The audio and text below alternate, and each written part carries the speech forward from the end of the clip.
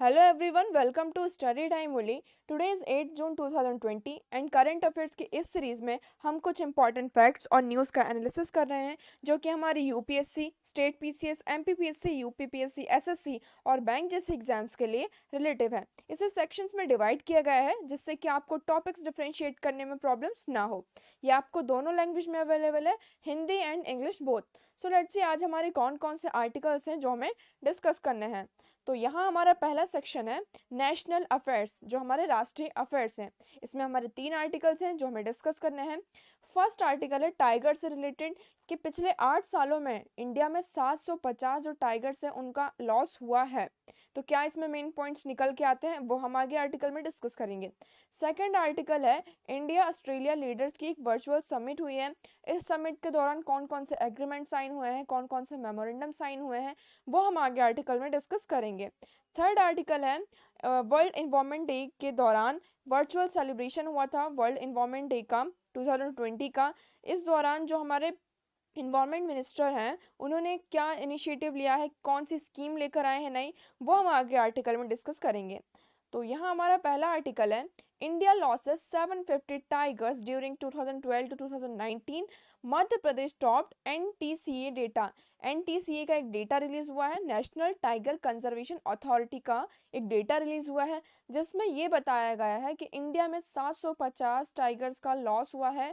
किसके बीच में? 2012 से 2019 के बीच में। और इस डेटा में मध्य प्रदेश ने टॉप किया है, मतलब कि मध्य प्रदेश में सबसे ज्यादा टाइगर्स का लॉस हुआ है। तो हम मेन पॉइंट्स की तरफ मूव करते हैं। तो ये जो डेटा रिलीज हुआ है ये एज अ रिप्लाई है टू आरटीआई, किसको?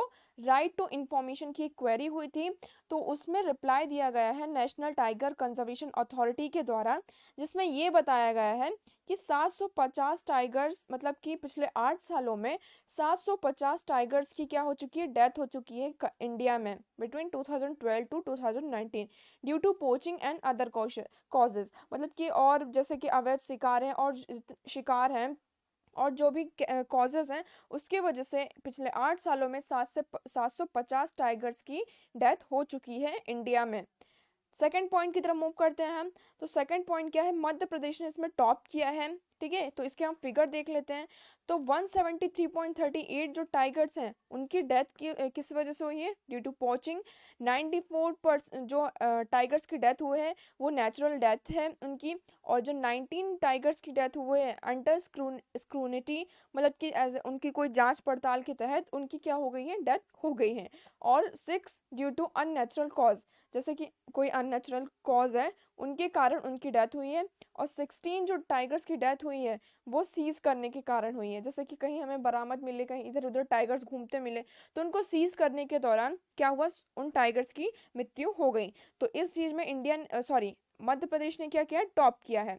और हमें यहाँ पे ये बात भी याद रखनी है कि मध्य प्रदेश में ही सबसे ज्यादा टाइगर्स पाए जाते हैं। कितने? 562 टाइगर्स इन द कंट्री, ये हाईएस्ट नंबर है।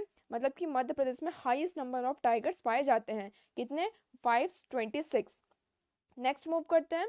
तो यहाँ पे अब हम की फिगर्स देखते हैं कि जो हमारा मेन डेटा आया है, ये तो अभी हमने एमपी का देख लिया कि एमपी में कितने टाइगर्स की डेथ हुई है, कितने टाइगर्स हैं एमपी में।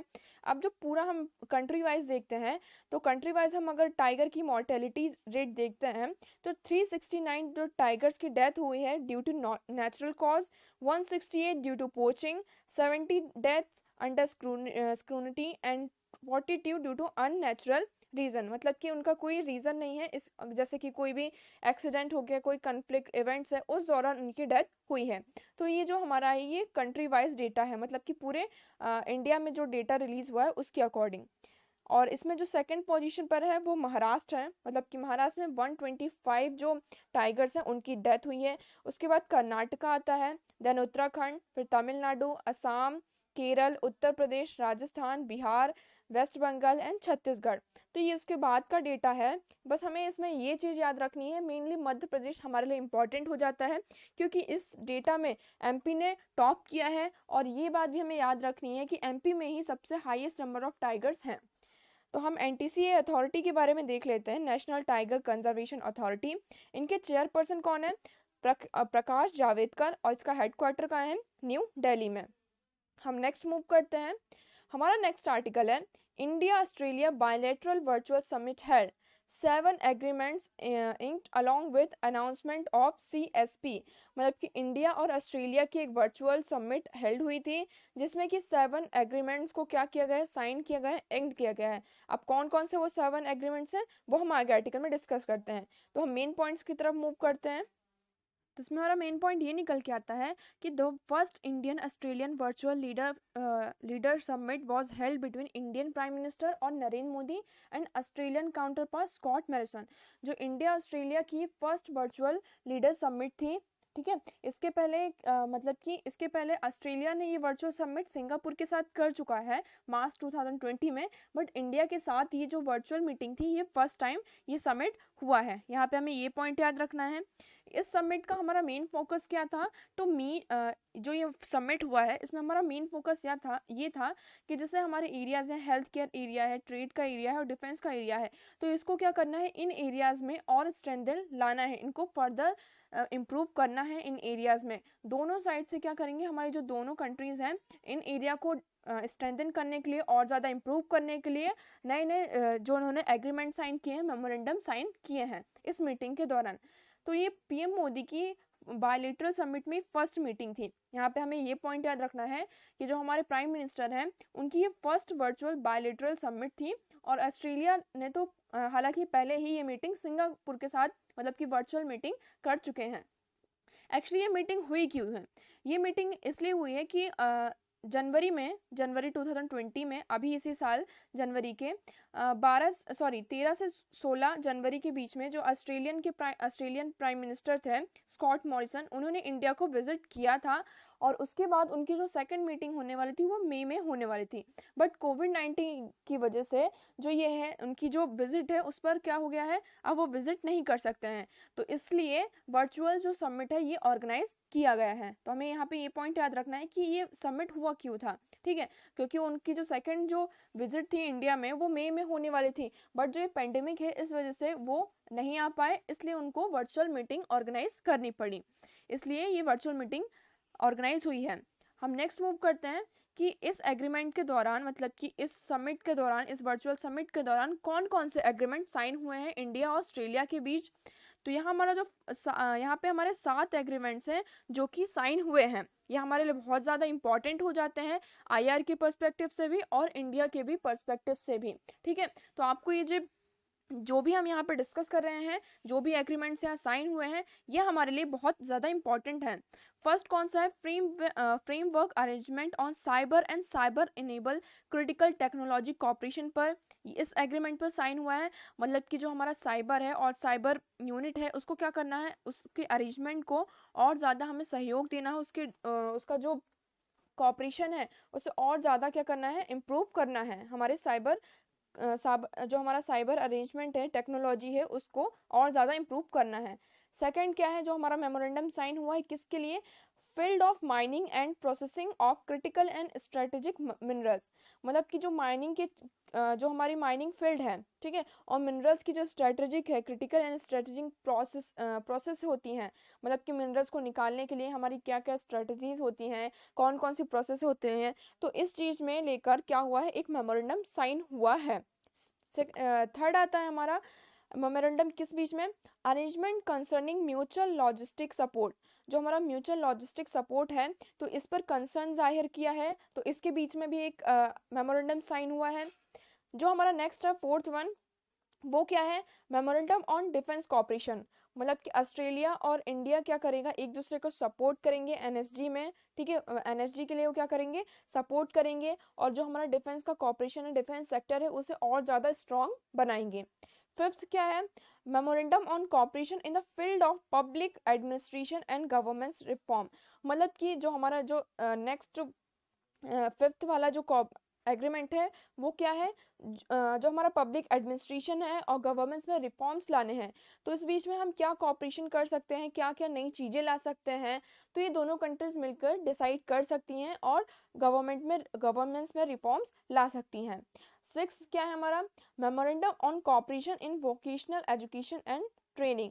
जो हमारी वोकेशनल एजुकेशन है और ट्रेनिंग होती है, तो इस बीच में क्या हुआ, इनका एक मेमोरेंडम साइन हुआ है। और जो हमारा लास्ट वन है, seventh one, memorandum on water resource management, जो हमारा वाटर रिसोर्स मैनेजमेंट है, तो उस पर भी एक मेमोरेंडम, एक एग्रीमेंट साइन हुआ है।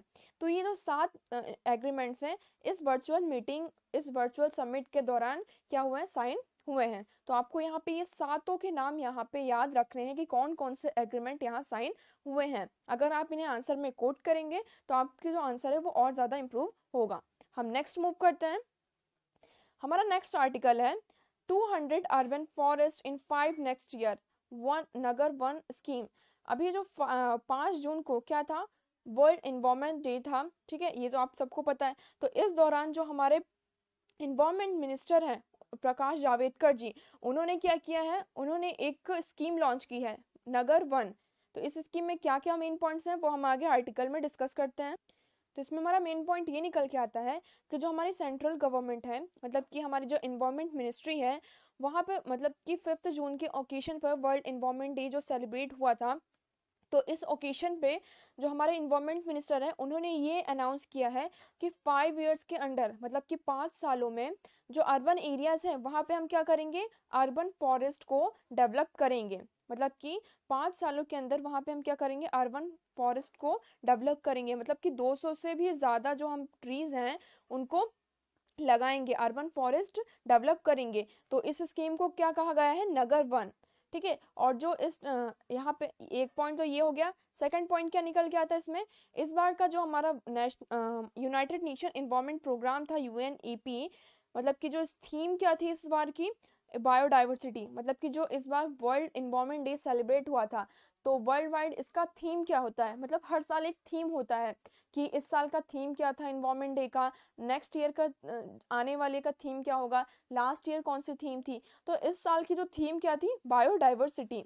तो ये इनिशिएटिव जो नगर वन है, ये इनिशिएटिव क्यों लिया गया है, तो ये जो हमारे इन्वायरमेंट मिनिस्टर हैं उनके द्वारा एक स्टेटमेंट दी गई थी कि इस स्टेटमेंट में उन्होंने बोला था टाइम फॉर नेचर, मतलब कि नेचर के लिए हमें अब क्या करना है, समय निकालना है। तो उस दौरान उन्होंने नगर वन जो स्कीम है उसको अनाउंस किया था।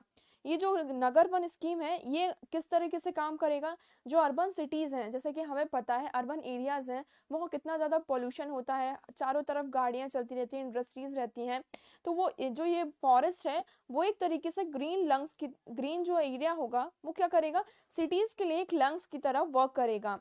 ठीक है, मतलब कि उनको क्या करेगा, शुद्ध एयर जो है, शुद्ध हवा है वो प्रोवाइड करेगा सिटीज में, वहाँ का पॉल्यूशन कम करेगा, और वहाँ का जो बैलेंस है पॉल्यूशन का उसको क्या करेगा, इक्विलिब्रियम पोजीशन पर लेकर आएगा।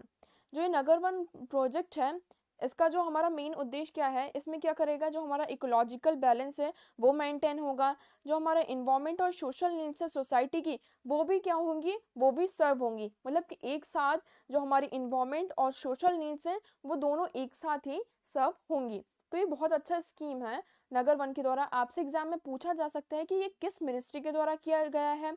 इसमें ये नगर वन स्कीम है, ये किससे रिलेटेड है, ये अर्बन एरियाज के लिए है, अर्बन फॉरेस्ट है कि रूरल फॉरेस्ट है, कितने सालों के लिए है, टाइम पीरियड भी आपसे पूछा जा सकता है इसमें। तो ये आर्टिकल बहुत ज्यादा इंपॉर्टेंट हो सकता है, हो जाता है। और इस बार की थीम भी पूछी जा सकती है कि इस साल की वर्ल्ड इन्वायरमेंट डे जो ऑर्गेनाइज हुआ था, world wide United Nations environment programme, इस दौरान जो थीम थी वो थीम क्या थी। तो यहाँ पे आपको याद रखना है कि बायोडाइवर्सिटी। ये हमारा आर्टिकल कंप्लीट हुआ। हम नेक्स्ट मूव करते हैं। तो हमारा नेक्स्ट सेक्शन है इंटरनेशनल अफेयर्स। इसमें हमारे 2 आर्टिकल्स हैं जो हमें डिस्कस करने हैं। फर्स्ट आर्टिकल है द एशिया यूनिवर्सिटी रैंक्स, मतलब कि जो वर्ल्ड एशिया में जो यूनिवर्सिटीज हैं, पूरे एशिया में, सिर्फ एशिया एशिया की बात हो रही है, और अदर जो हमारे कॉन्टिनेंट्स हैं उनकी बात नहीं हो रही है। तो सिर्फ एशिया में जो यूनिवर्सिटीज हैं उनको रैंक दी गई है। तो इसमें जो इंडिया की कितनी इंस्टीट्यूशन ने इसमें भाग लिया है, इंडिया की पोजीशन कितनी है, वो हम आगे आर्टिकल में डिस्कस करेंगे। सेकंड आर्टिकल है वर्ल्ड इकोनॉमिक फोरम के द्वारा एक davos समिट हुआ था, इस समिट में क्या क्या चीजें निकल कर आई हैं वो हम आगे आर्टिकल में डिस्कस करेंगे। तो हमारा फर्स्ट आर्टिकल है IISc बैंगलोर रैंक्ड 36 आठ 8 Indian university institutes enter top 100 in the Asia university ranking.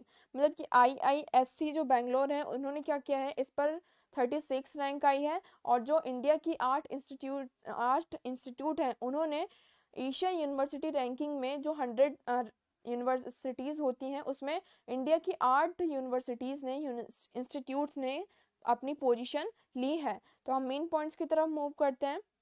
तो उसमें हमारा मेन पॉइंट ये निकल के आता है, in the Times Higher Education, मतलब कि in the Times Higher Education के दौरान, in the Time Higher Education के दौरान एशिया यूनिवर्सिटी रैंकिंग लॉन्च हुई है। कब? 4 जून 2020 को, मतलब एशिया यूनिवर्सिटी रैंकिंग लॉन्च हुए हैं, जिसके दौरान ये बताया गया है कि इंडिया जो है, India become the third most represented country in with with 8 institution in the top 100। मतलब कि जो हमारे टॉप 100 इंस्टीट्यूट्स को, यूनिवर्सिटीज़ को रैंकिंग दी जाती है, तो उसमें जो इंडिया की है थर्ड पोजीशन आई है। मतलब कि इंडिया की 8 यूनिवर्सिटीज़ जो हैं उन्होंने इस 100 यूनिवर्सिटी में उनकी रैंकिंग आई है। मतलब कि 100 के अंदर इंडिया की 8 यूनिवर्सिटी ने क्या किया है, इसमें पार्टिसिपेट किया है, उनकी रैंकिंग आई है, इसलिए इंडिया की रैंकिंग क्या हो गई है, थर्ड पोजीशन पर आ गई है। ठीक है, जैसे कि इंडियन इंस्टीट्यूट ऑफ साइंस है with 36 position in the list remain its top position in the India. जो हमारी इंडियन इंस्टीट्यूट ऑफ साइंस है उसकी जो पोजीशन आई है वो कितनी आई है, 36, जिसने कि इंडिया में टॉप पोजीशन पर यहाँ पे पार्टिसिपेट किया है।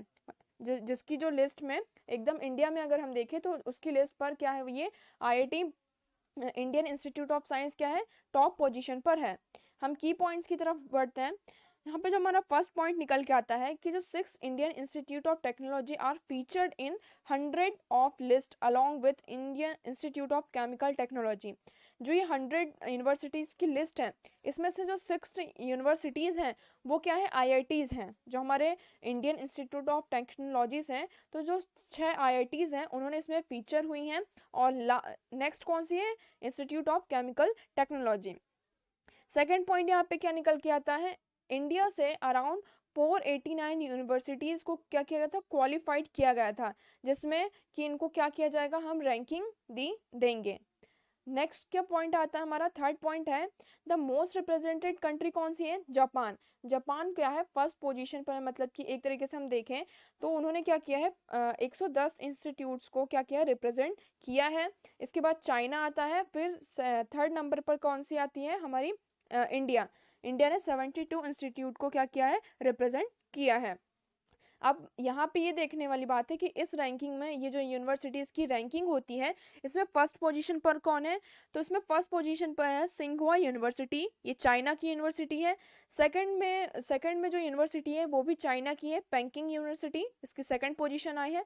और थर्ड पोजीशन पर आई है नेशनल यूनिवर्सिटी ऑफ सिंगापुर, मतलब सिंगापुर की एक यूनिवर्सिटी है जिसका नाम है नेशनल यूनिवर्सिटी ऑफ सिंगापुर, उसकी थर्ड पोजीशन आई है। अब फिफ्थ पॉइंट क्या है इसमें हमारा, कि ये जो रैंकिंग दी जाती है वो किस बेसिस पे दी जाती है। तो जो रैंकिंग दी जाती है यूनिवर्सिटीज़ को, तो वहाँ पे देखा जाता है कि उनका साइटेशन कैसा है, उनकी इंडस्ट्री इनकम कैसी है, उनका इंटरनेशनल आउटलुक कैसा है, वहाँ रिसर्च और टीचिंग कैसी है, मतलब कि वहाँ कैसी रिसर्च होती है, वहाँ का टीचिंग कैसा है। तो ये सारी चीज़ों क्या किया जाता है, एनालिसिस किया जाता है, और उस बेसिस पर इंस्टीट्यूशन को, जो हमारे इंस्टीट्यूट्स होते हैं, यूनिवर्सिटीज़ होती हैं, उनको रैंकिंग दी जाती है। तो यहाँ पे एक चार्ट है, आप इसको देख सकते हैं कि इंडिया की जो यूनिवर्सिटीज़ हैं, इंस्टीट्यूट्स हैं, ये जो इंस्टीट्यूट्स हैं उनको रैंकिंग मिली है। जैसे 36 पोजीशन पर कौन है, आईआईएस बैंगलोर, 47 पर आईआईटी रोपर, 59 पर आईआईटी खड़गपुर, 55 पर आईआईटी इंदौर, 67 पर आईआईटी दिल्ली, 69 पर आईआईटी बॉम्बे, 83 पर आईआईटी रुकरी, और 92 पोजीशन पर कौन है, institute of Chemical technology Mumbai. ये डेटा आपको यहाँ पे याद रखने की जरूरत नहीं है, बट आपको ये पता होना चाहिए कि इस जो ये रैंकिंग दी गई है, एशियन इंस्टीट्यूट ऑफ रैंकिंग, इसमें कितनी इंस्टीट्यूट्स आए हैं इंडिया के, और जो इंडिया से है वो उसमें टॉप किसने किया है। तो आईआईसीएससी बेंगलोर ने इस पर टॉप किया है विथ 36 रैंक। हम नेक्स्ट मूव करते हैं। हमारा नेक्स्ट आर्टिकल है the great reset 2021 WEF Davos summit. WEF का एक डेवॉस समिट हुआ है, उस दौरान ये बताया गया है द ग्रेट रीसेट ऑफ 2021, मतलब कि 2021 का एक ग्रेट रीसेट। तो हम मेन पॉइंट्स की तरफ मूव करते हैं। तो इसमें हमारा मेन पॉइंट ये निकल के आता है कि वर्ल्ड इकोनॉमिक फोरम के द्वारा ये मीटिंग ऑर्गेनाइज की गई थी, डेवॉस मीटिंग। ये 51th एनुअल मीटिंग थी। यहाँ पे हमें ये पॉइंट याद रखना है ये 51वीं मीटिंग थी, हमें यहाँ पे ये पॉइंट याद रखना है।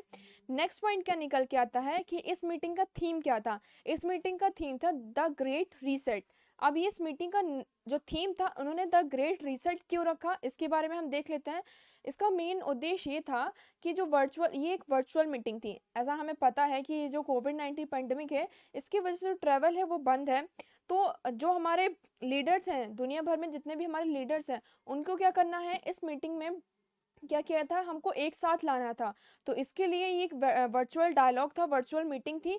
इसलिए इस साल जो ये मीटिंग हुई है, ये जो डेवोस मीटिंग हुई है वर्ल्ड इकोनॉमिक फोरम की, तो इसका जो थीम है वो द ग्रेट रीसेट रखा गया है।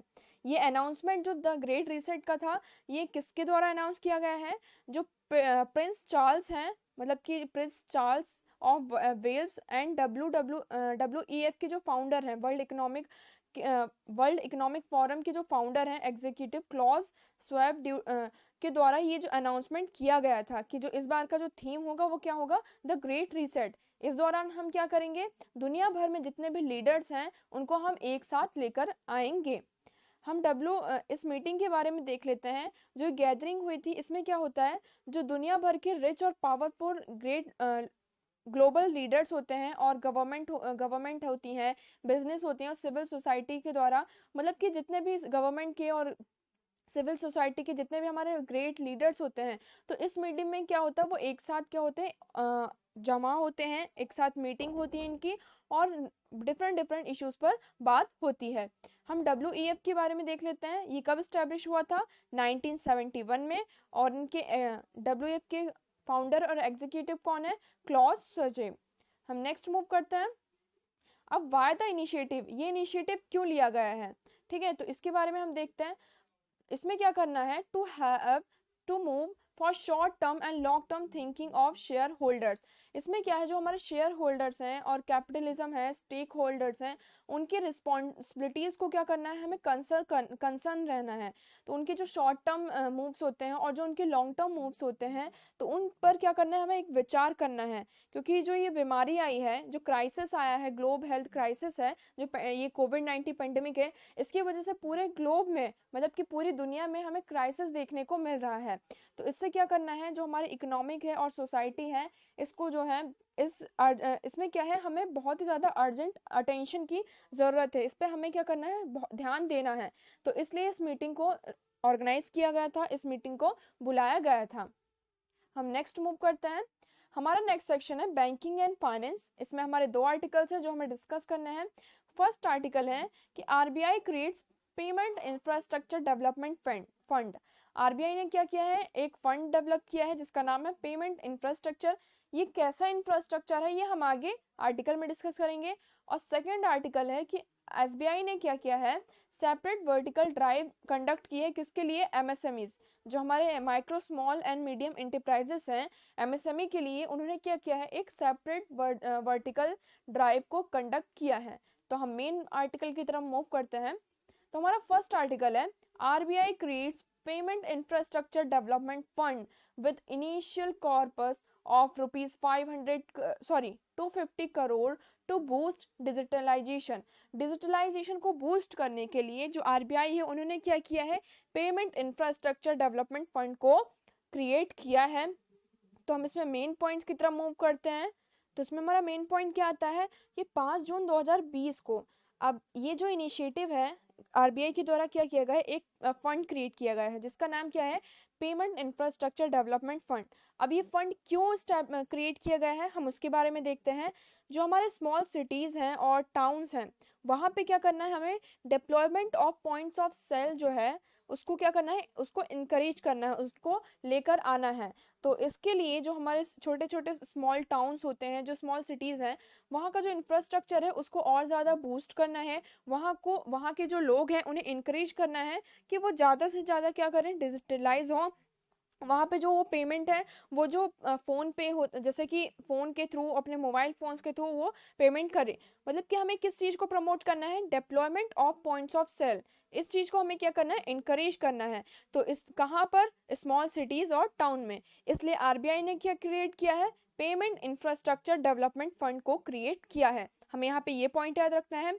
नेक्स्ट क्या आता है स्टार्टिंग में ये जो उन्होंने ये फंड स्टैब्लिश किया है, ये कितने का है, इसका पूरा अमाउंट कितना है, 500 करोड़ रुपीस। ठीक है, तो इसका जो फर्स्ट पार्ट है 250 करोड़ जो रुपीस हैं स्टार्टिंग में, वो क्या करेंगे, 250 करोड़ रुपीस कंट्रीब्यूट करेंगे। ठीक है, उसके बाद जो आधा पार्ट है इसका 250 करोड़ का जो बचा हुआ पार्ट है 250 करोड़, वो क्या करेंगे, वो उस अमाउंट को कैसे खर्च करेंगे, वो क्या करेंगे, जो कार्ड इशू करेंगे, बैंक के कार्ड इशू करेंगे, कार्ड नेटवर्क और वर्किंग इन द कंट्रीज, मतलब कि जितने भी कार्ड इशू होते हैं बैंक्स के द्वारा और कार्ड नेटवर्क इशू होते हैं, तो इसके तहत वो क्या करेंगे, ये जो पैसे हैं, आधे पैसे उन्होंने जो इस फंड में इस फंड के द्वारा कंट्रीब्यूट किए जाएंगे। नेक्स्ट मूव करते हैं, वाई इज द नीड। अब ये जो हमने किया है, इन्होंने जो ये फंड एस्टेब्लिश किया है, payment infrastructure development fund, RBI के द्वारा जो ये क्रिएट किया गया है, इसकी जरूरत क्या थी, अब हम इसके बारे में देखते हैं।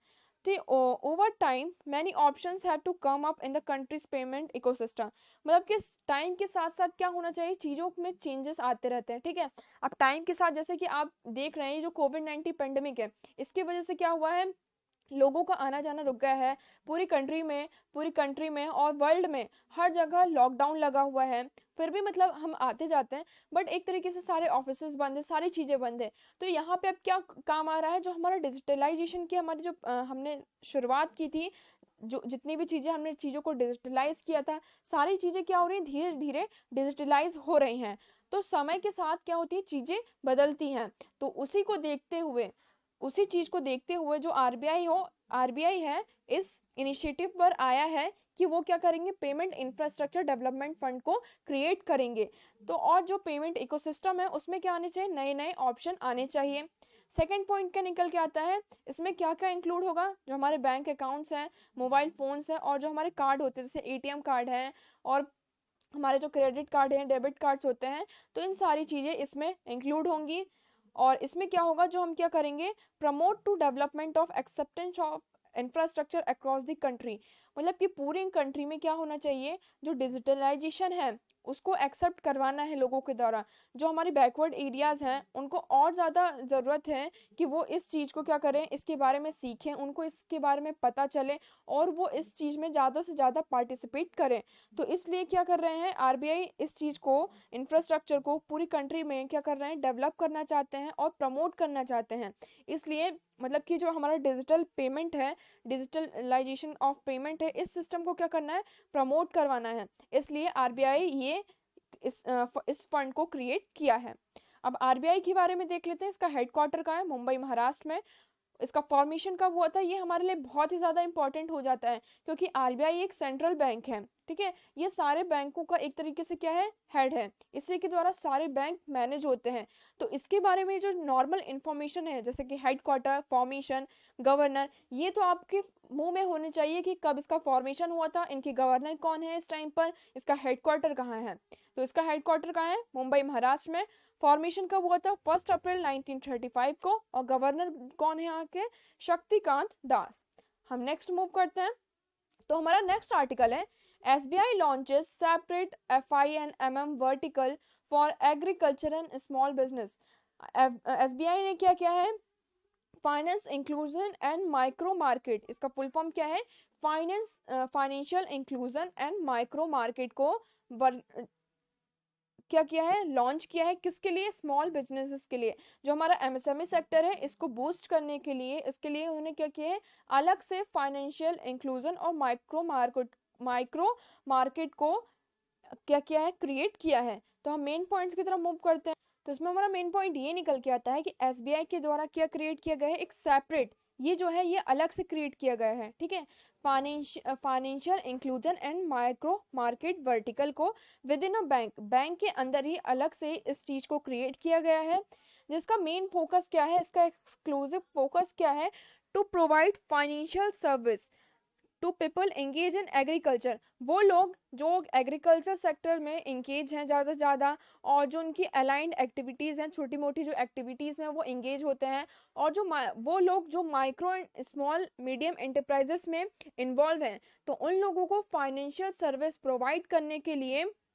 एसबीआई ने इसको क्रिएट किया है, FIMMM वर्टिकल को क्रिएट किया है। हमें यहाँ पे ये पॉइंट याद रखना है नेक्स्ट पॉइंट क्या निकल के आता है, ये जो विंग है ये किसके द्वारा हेड की जाएगी, deputy managing director of the bank Sanjeev Nautiyal, जो मतलब कि जो हमारे डिप्टी मैनेजिंग डायरेक्टर हैं उनके द्वारा इसको क्या किया जाएगा, हेड किया जाएगा। ये जो financial inclusion and micro market vertical है, इसको संजीव नौटियाल जो हमारे डीएमडी हैं उनको उनके द्वारा इसे क्या किया जाएगा, हेड किया जाएगा एट अ नेशनल लेवल, मतलब कि पूरे नेशनल लेवल में उनके द्वारा ये हेड किया जाएगा।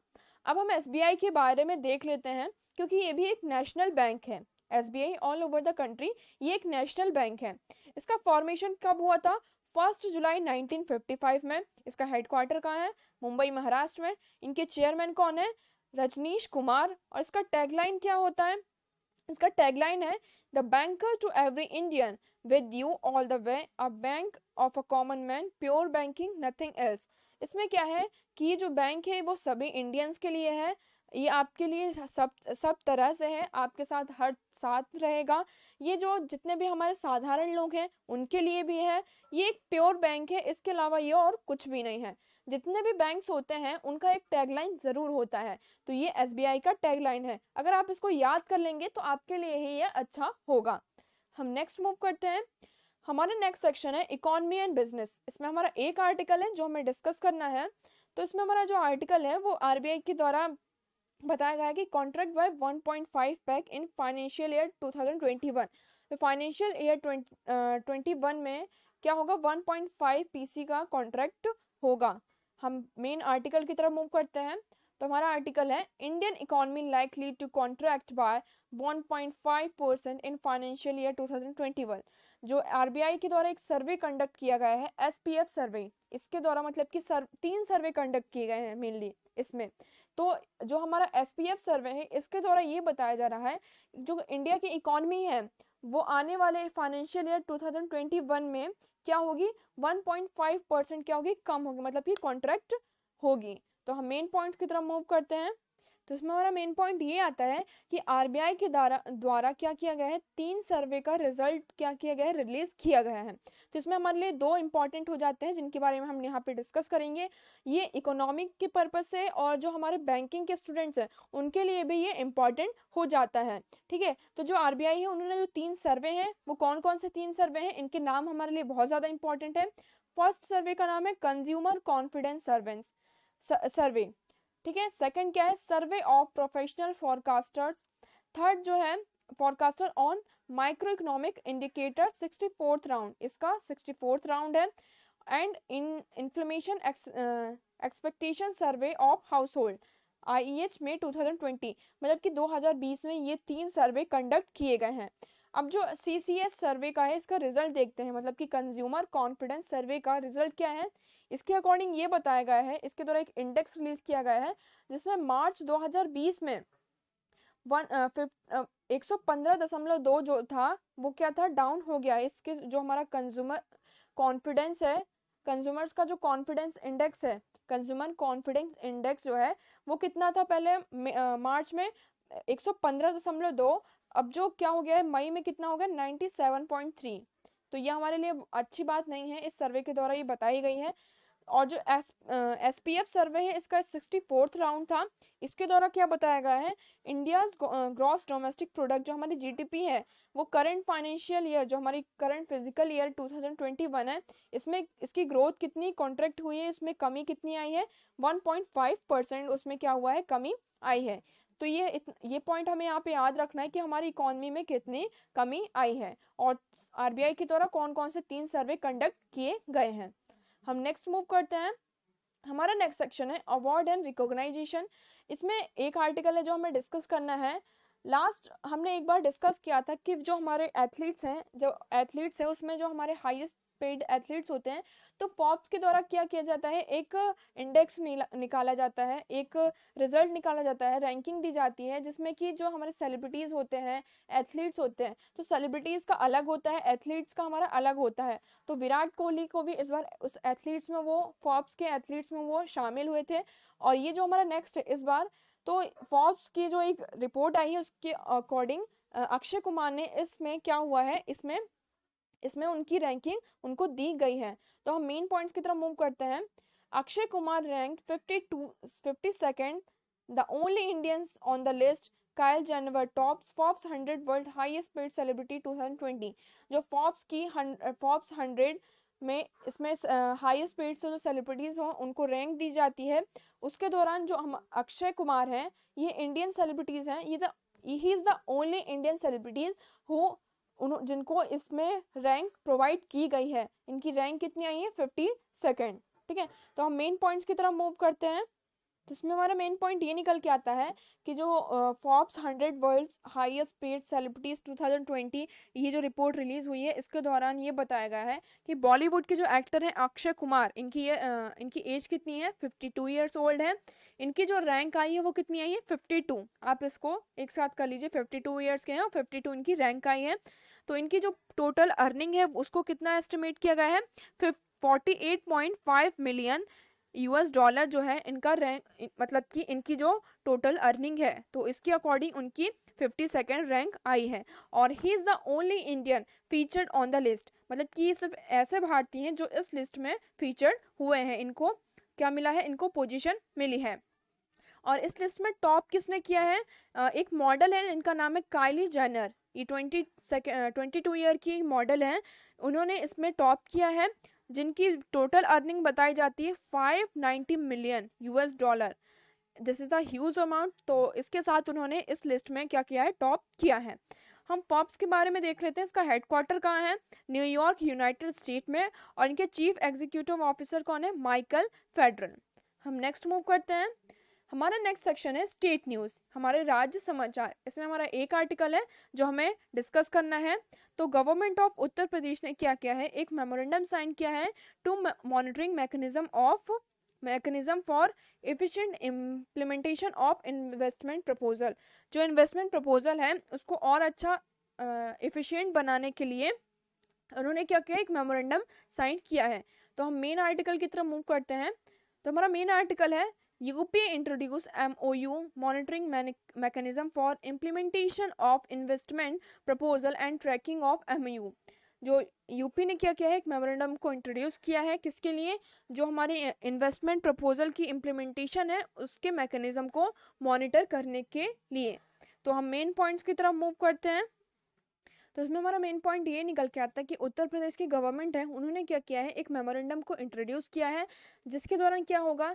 जो हमारे इन्वेस्टर्स हैं, अगर वो कोई प्रपोजल लेकर आते हैं तो उसको कैसे इम्प्लीमेंट करना है, उसका क्या इफेक्टिव वे हो सकता है इम्प्लीमेंट करने का, तो उसको क्या करेंगे? मॉनिटर किया जाएगा। इसके द्वारा जो एक गाइड तैयार की जाएगी, जिसके द्वारा जो वो पर्सन है वो उनको क्या करेगा? गाइड करेगा कि आप इस तरीके से इन्वेस्ट कीजिए तो आपको इतना इंटरेस्ट होगा, आपको इसमें इतना प्रॉफिट होगा। उसके लिए वो क्या करेंगे? जो इन्वेस्टर्स हैं वो एक MOU साइन करेंगे। तो ये MOU को लेकर इंट्रोड्यूस किया गया है यूपी गवर्नमेंट के द्वारा। इसमें की चेंजेस क्या क्या लाए गए हैं? ये जो ऑल द इंटरेस्टेड इन्वेस्टर्स हैं वो क्या कर सकते हैं? उनके लिए एक डेडिकेटेड ऑफिसर क्या किया जाएगा? ऑफिसर को डेडिकेट किया जाएगा, जो कि इस मैकेनिज्म में उनके इन्वेस्टर से क्या करेगा? वो इन्वेस्टर जो है इन ऑफिसर से कांटेक्ट कर सकेंगे और इसके थ्रू एक मैकेनिज्म प्रोवाइड किया जाएगा कि आप इस तरीके से इन्वेस्ट कीजिए। सेकंड पॉइंट क्या निकल के आता है? इसमें the ownership will be provided to the associated department which will help in fixing accountability. इसमें क्या होगा? जो ओनरशिप है वो किसको प्रोवाइड की जाएगी?